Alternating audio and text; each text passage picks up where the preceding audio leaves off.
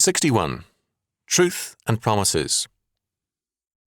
Some years ago, President Herbert Hoover observed, quote, "Civilization moves forward on promises that are kept. It goes backward with every broken promise." End quote. Because civilization is impossible if there be no community, and because community rests on mutual trust, where there is no truth, and when promises are not kept, civilization goes backward and finally can even collapse. Many of our problems today rest on this fact. We live in a time of broken promises when men's word in politics, churches, schools, marriages, and in business is not to be trusted.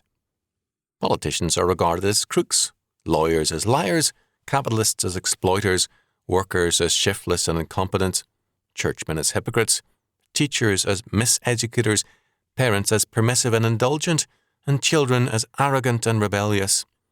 There is enough reason to suspect everyone so that we are indeed in trouble. We are going backward because men are too often without truth and because promises are made for advantage's sake, not to keep.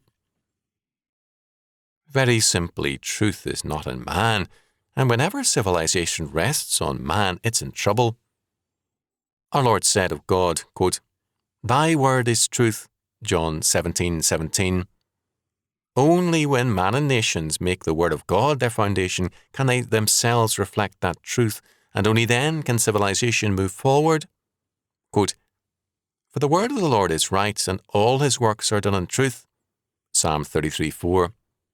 This can be said of no man, and every attempt to build on man means building on a foundation of sand. Hoover was thus right, up to a point. We must go beyond him to declare with the psalmist, quote, "Except the Lord build the house, they labour in vain that build it. Except the Lord keep the city, the watchman waketh but in vain." Psalm 127:1. Our choice is between God and man, between truth and broken promises. Are you still trusting in man's broken promises, or is your faith in the Lord?